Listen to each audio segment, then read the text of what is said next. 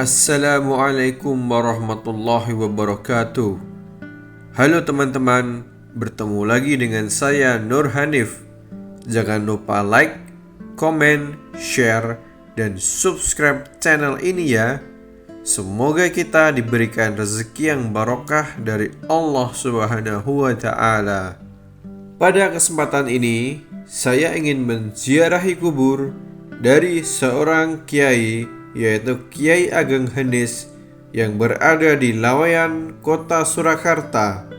Kiai Ageng Henis merupakan sosok yang sangat berpengaruh terhadap penyebaran agama Islam di Jawa, pemrakarsa batik di daerah Laweyan Solo, dan juga leluhur dari raja-raja kerajaan Mataram Islam, dan seorang guru spiritual bagi raja kerajaan Pajang Sultan Hadiwijaya atau Joko Tingkir. Lokasi makam ini berdekatan dengan Masjid Laweyan yang berada di Jalan Liris nomor 1, Belukan, Kelurahan Pajang, Kecamatan Laweyan, Kota Surakarta, Jawa Tengah. Assalamualaikum warahmatullahi wabarakatuh. Sekarang kita berada di kompleks makam Kiai Ageng Henis yang merupakan pelopor dari batik Laweyan dan juga merupakan kakek dari Panembahan Senopati yang menjadi Raja Mataram dan menurunkan kerajaan di Surakarta dan Yogyakarta. Kita bisa masuk ke kompleks makam melalui selatan masjid dan melewati pintu utama dengan dinding bertuliskan Pasarian Dalem Kiai Ageng Henis Laweyan. Maka kita akan diarahkan menuju ke arah pendopo untuk para peziarah.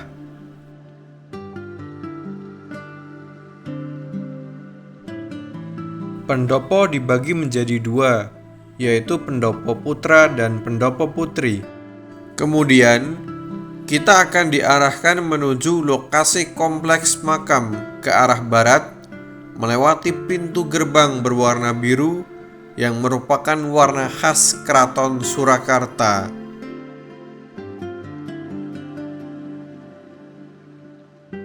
Setelah ini kita akan masuk ke bagian makam yang disebut dengan Gedong Gede. Sebelum memasuki makam, kita diharuskan melepas alas kaki kita sebagai bentuk adab ketika berziarah kubur. Di antara sunnah ziarah kubur, yaitu tidak boleh menginjak atau duduk di atas kuburan, karena itu menyangkut dengan adab.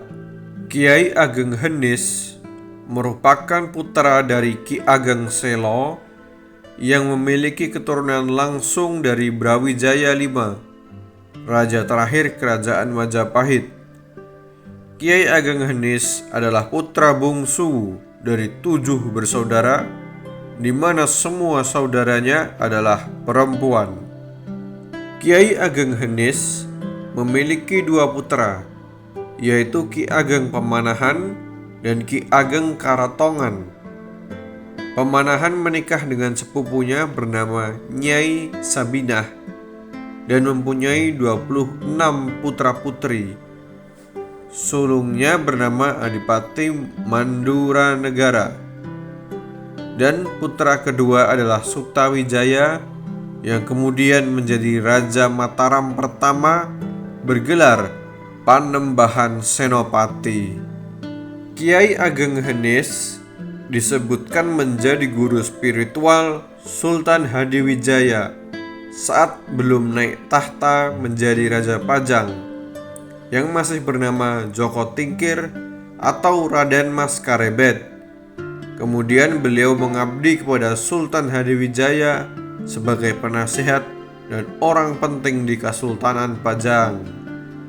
Dengan demikian, Kiai Ageng Henis adalah leluhur Raja-Raja Mataram yang kemudian melahirkan peradaban kerajaan baru seperti Kasunanan Surakarta Hadiningrat, Kasultanan Ngayogyakarta Hadiningrat, Mangkunegaran, dan Paku Alaman.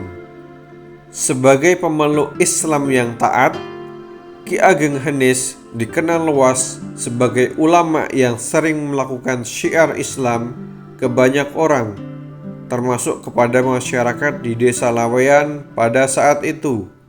Kiai Ageng Henis adalah orang yang mengislamkan Ki Ageng Beluk, tokoh masyarakat Laweyan beragama Hindu pada saat itu.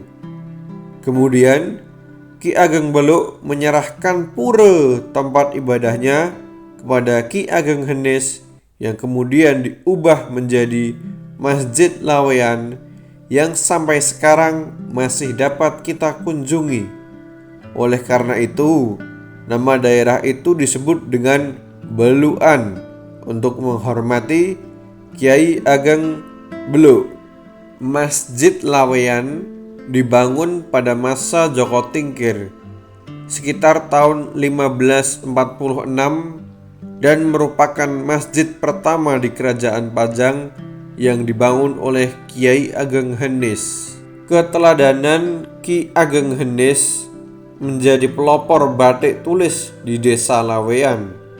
Sembari berdakwah, Ki Ageng Henis juga mengajarkan cara membatik bagi para warga desa, mencerminkan sikap kesabaran, bijaksana, dan berwibawa. Ki Ageng Henis mampu menciptakan motif batik Sidoluhur. Jasa Ki Ageng Henis dalam memajukan industri dan perdagangan batik di Desa Laweyan sangat besar. Bahkan Bandar Kabanaran yang merupakan dermaga di Sungai Kabanaran atau Sungai Jenes menjadi salah satu dermaga yang cukup sibuk dengan berbagai komoditas seperti kain, benang, dan kapas guna menunjang industri batik. Pada akhir hayatnya, Ki Ageng Henis meninggal dan dimakamkan di Pasarean Laweyan. Rumah tempat tinggal Ki Ageng Henis kemudian ditempati oleh cucunya yang bernama Danang Sutawijaya. Kemudian Sutawijaya pindah ke hutan Mentau dan dalam perjalanannya kemudian mendirikan kerajaan Mataram Islam dan menjadi raja pertama dengan gelar Panembahan Senopati.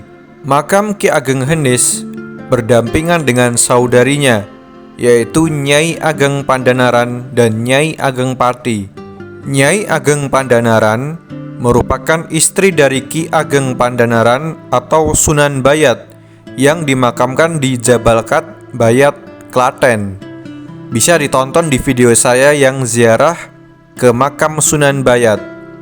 Sedangkan Nyai Ageng Pati adalah istri dari Ki Ageng Penjawi yang juga merupakan penasehat di zaman Kerajaan Pajang sampai Kesultanan Mataram. Susuhunan Pakubuwono II juga dimakamkan di sini. Beliaulah yang memindahkan Keraton Kartasura ke Desa Solo hingga menjadi Keraton Kasunanan Surakarta. Konon, Pakubuwono II ingin dimakamkan dekat dengan Kiai Ageng Henis dan bertujuan untuk menjaga Keraton Kasunanan Surakarta dari serangan musuh. Makamnya ditandai dengan kijing bercorak bulan sabit berwarna emas. Perihal ziarah kubur lagi nih. Ketika berziarah kubur, Nabi SAW mengajarkan doa untuk orang yang sudah meninggal kepada para sahabatnya. Jika mendoakan seseorang, maka menggunakan akhiran hu untuk laki-laki dan ha untuk perempuan. Jika mendoakan orang banyak, maka menggunakan akhiran hum. Lafal doanya adalah Allahumma ghfir lahu warhamhu wa'afihi wa'fu anhu wa akrim nuzulahu wa wasi' madkhalahu waghsilhu bima'i wassalji wal barat wan naqihi minal khataya kama yunaqqas sawbul abyadu minad danas wa abdilhu darron khairam min darrih wa ahlan khairam min ahli wa qihi fitnatal qabri وعذاب النار.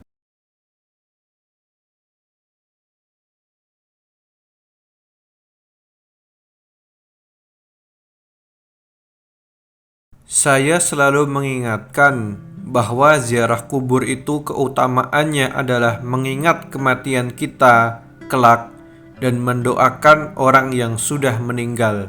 Selain itu, saya tidak menyarankan.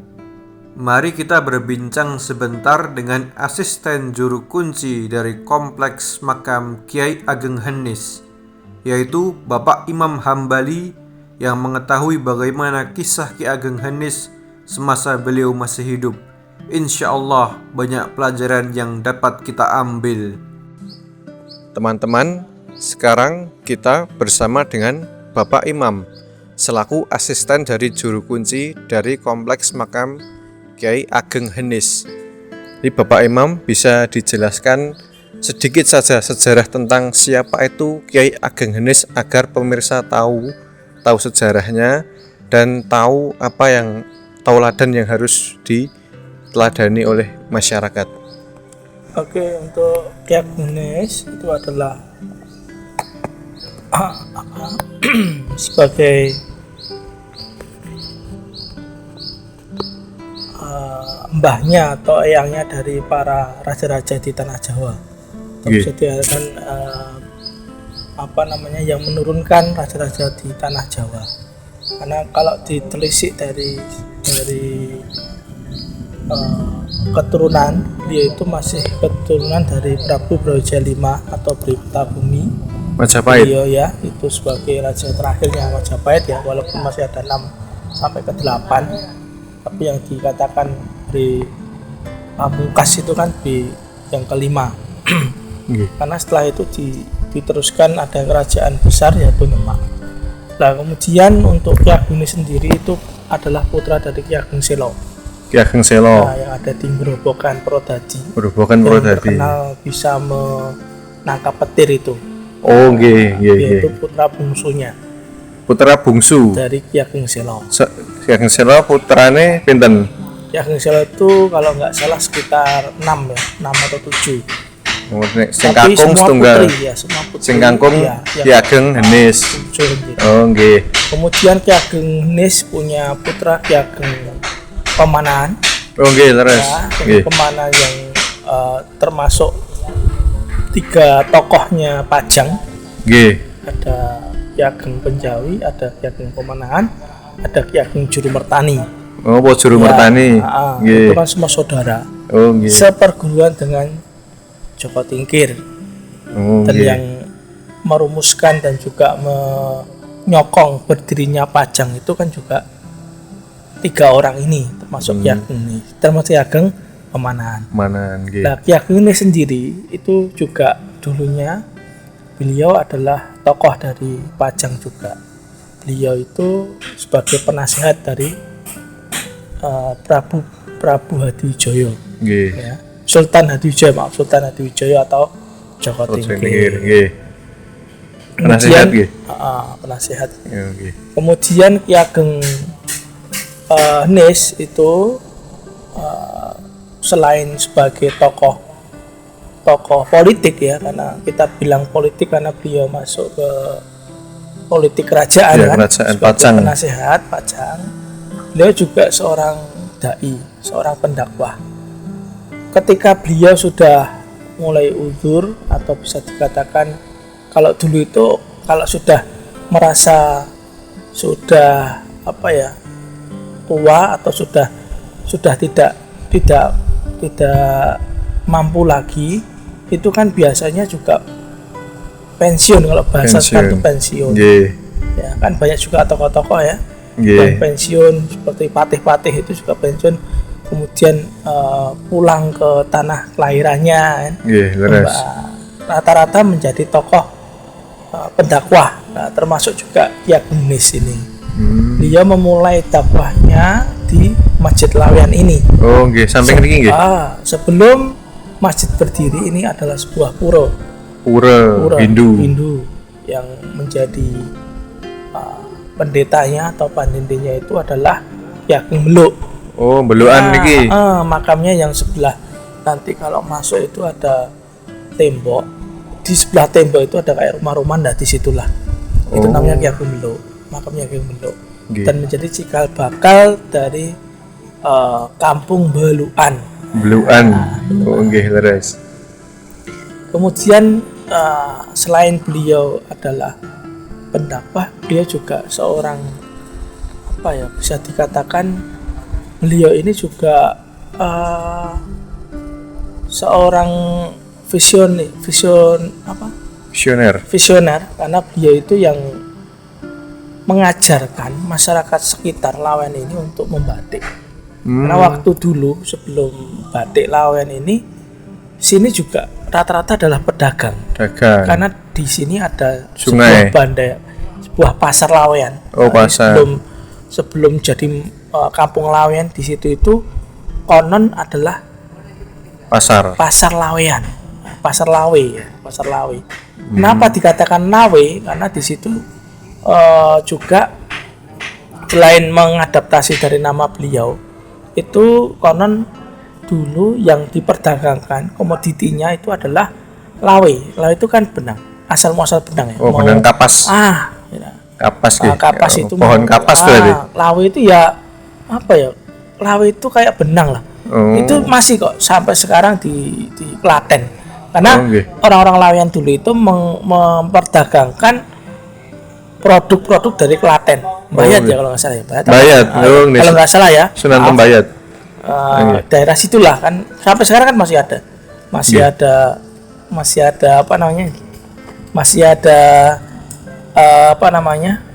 masyarakat yang UMKM atau orang-orang yang masih tradisionalis untuk memintal ya benang-benang itu daerah Klaten kalau nggak salah Berayat ya kalau nggak salah ya, maaf kita bisa dicek sendiri ya itu lah. Bandar Lawen ini termasuk dulu adalah bandar kecil atau pelabuhan kecil ya, yang dulunya digunakan untuk transportasi ya perdagangan dari orang-orang Lawen ini, Lawe itu untuk ke Berantas, daerah Berantas. Karena ini kan kalau ke timur sana itu sampai Bengawan Solo, kemudian sampai Berantas juga, Jawa Timur ya, Jawa Timur seperti itu. Ya, kemudian beliau melihat di situ kok cuma dijual lawe, nggak kurang begitu ekonomis ya, belum nilai ekonominya kurang, value-nya kurang, value-nya. Akhirnya beliau yaitu mengajarkan orang untuk membatik, karena sebenarnya batik itu kan budaya atau kesenian atau ya budaya yang diajarkan untuk orang-orang keraton saja. Ya, karena semua budaya kesenian yang kita ketahui sekarang atau adat istiadat termasuk perkawinan, termasuk apapun itu, selamatan dan sebagainya, itu kan asal muasal juga dari keraton. Kalau dilihat dari bicaranya kan seperti itu. Pusatnya tetap semua keraton. Keris itu yang buat empu-empu keraton kan gitu ya. Sama seperti batik dan sebagainya. Lah, beliaulah yang punya jasa untuk mengajarkan masyarakat untuk membatik. Itu selain beliau sebagai pendakwah Islam ya. Tapi beliau juga seorang pengajar batik. Mengajarkan batik dan memberikan kontribusi kontribusi ekonomi gitu ya. Awal muasalnya kalau nggak salah Luhur. Sedulur ya, Sedulur. Ki Ageng Nis. Itu dari kontribusi masyarakat, selain mengajarkan Islam juga mengajarkan tentang ekonomi ya, meningkatkan ekonomi, meningkatkan taraf hidup masyarakat sekitar. Lah, kemudian kembali lagi ke sejarah beliau itu adalah kakek dari Panembahan Senopati. Raja Mataram. Panembahan Senopati itu putra dari Ki Ageng Pemanan. Jadi kan cucu dari Ki Ageng Nis. Kita dari situ kan sudah diketahui bahwa Panembahan Senopati adalah raja pertama dari Mataram atau kerajaan Mataram Islam. Kota Gede, benar sekali, Kota Gede. walaupun sebelumnya itu sudah jadi sebuah kadipaten ya. Karena waktu itu kan Alas Mentawai sebagai hadiah kepada Ki Ageng Pemanahan karena jasanya mengalahkan Arya Penangsang, dibabat, dijadikan desa, menjadi kadipaten, kemudian besar menjadi kerajaan. Ya, yang mengawali kerajaan, membangun kerajaan adalah Panembahan Senopati. Kalau Ki Ageng Pemanahan waktu itu belum jadi kerajaan, masih kadipaten. Dan itu pun waktu itu Ki Ageng Pemanahan memang sudah mewanti-wanti kepada Panembahan Senopati atau Danang Sutawijaya, kamu jangan mendirikan kerajaan menandingi ayahandamu. Karena kan beliau Panembahan Senopati itu adalah anak angkat dari Joko Tingkir atau Sultan Hadiwijaya. Seperti itu. Jangan bikin lebih besar dari Pajang. Ya cukup kadipaten waktu itu. Jangan jadi kerajaan unggulan. Tapi kan karena beliau itu pernah mendengar, dan Ki Ageng Pemanahan juga mencari wahyu ke Prabon. Ya, Gagak Emprit itu pernah dengar. Sering. Ya, waktu dulu zaman Joko Tingkir itu sebelum jadi sultan ya. Karena waktu kan juga kadipaten Pajang itu. Waktu Demak masih ada, walaupun Demak waktu itu Sunan Prawoto meninggal, dibunuh sama suruhannya Arya Penangsang, tapi kan masih wujud kerajaan. Yang nggak terima kan adiknya toh, Nyai Ageng Kalinyamat. Ratu Kalinyamat. Nyai Ageng atau Ratu Kalinyamat bisa dikatakan itu kan nggak terima karena suaminya juga terbunuh toh. Kakaknya terbunuh, istrinya kakaknya juga terbunuh, dan memberikan sayembara kan waktu itu, siapa yang bisa mengalahkan Arya Penangsang, menaklukkan Arya Penangsang, membunuh Arya Penangsang, nanti tahta Demak akan diberikan padanya. Awalnya Joko Tingkir segan, nggak mau, karena ya merasa ya wibawanya juga tinggi Arya Penangsang, karena Arya Penangsang sendiri itu juga pewaris langsung karena dia kan putra dari Pangeran Sedo Lepen, adik dari Patunus, kakak dari Sultan Trenggono. Nah, jauh polemiknya tinggi itu. Ada polemik politik sih, tapi kita nggak usah bahas itu panjang nanti. Akhirnya kan itu. Akhirnya kan karena sokongan dari tiga orang ini termasuk Ki Ageng Pemanahan itu, akhirnya Joko Tingkir memberanikan diri untuk ikut sayembara itu. Akhirnya menangkan. Dihadiahi Demak menjadi Pajang. Demak jadi kadipaten waktu itu. Karena kan nggak mungkin ada kerajaan kembar, nggak boleh ada matahari kembar dalam satu wilayah kan. Iya kan, harus ditempas kan. Sama aja ketika Orde Baru ada ketika ada tokoh yang muncul, ya maaf ya, itu memang itu memang strategi politik ya. Seperti itu tidak boleh ada matahari kembar dalam satu wilayah atau dalam satu kekuasaan. Berarti Pajang kerajaan, tapi Demak jadi kadipaten karena sudah diserahkan waktu itu. Kemudian itu ya sekelumit tentang sejarahnya. Sudah. Lalu kita ke sini, ke pemakaman sini, ke area pemakaman sini. Di sini yang dimakamkan itu di dalam kita sebut namanya Gedong Gede. Karena menjadi ruang utama atau wilayah utama, tempat utama ya, bangunan utama dari makam sini, yaitu di Gedong Gede. Di situ ada makam Ki Ageng Unis, kemudian ada Ki Ageng Pandhanaran. Itu istrinya bukan Ki Ageng Pandhanaran. Oh iya, Bayat. Ya, benar. Jadi yang pertama yang salah tiga itu loh. Yang Bayat dimakamkan di Tembayat, tapi istrinya di sini. Yang di sana kan ada dua istri. Tapi dua, benar. Yang pertama ini. Dia anaknya Ki Ageng Selo. Iya. Kemudian di samping kirinya itu Ki Ageng Penjawi, ibunya Ki Ageng Menjawi. Oh, nggih. Ki Ageng Menjawi. Ki Ageng Pati. Ki Ageng Pati tapi ibunya dari Ki Ageng Penjawi. Tapi nanti ke sini lagi tapi enggak satu tempat 3 itu. Ke sini ada makam yang ada apa namanya? Ada Ijing. jeruji besinya. Jeruji besi. Di dalamnya itu tidak ada, bukan bentuk ijing tapi tanah. Cuma tanah, terus ada botolnya. Enggak, ada nisan, ada Nama. Bukan nama sih. Ya pokoknya ada batu. Nisan nisan Iya. 2. Itu Nyai Ageng Sobo, itu ibunya dari Ki Ageng Jurumertani. Oh, ibunya mau Jurumertani. Kemudian yang sebelah sini nanti hitam ada ornamen bulan sabit emas. Itu adalah makam dari Sinuwun Pakubono kedua. Atau pendiri kerajaan Keraton Surakarta Hadiningrat, atau bisa dikatakan the last king of Mataram. Raja terakhir Mataram. Jadi menurut saya cukup ini, sudah panjang sekali ini. Ya. Terima kasih. Sekian dulu ya dari kami. Semoga informasi ini dapat menjadikan pelajaran bagi kita, menjadi pengetahuan bagi kita, agar kita juga mengetahui sejarah-sejarah dari nenek moyang kita atau leluhur-leluhur kita. Sekian dari kami. Apabila ada salah-salah kata, kami mohon maaf. Wassalamualaikum warahmatullahi wabarakatuh.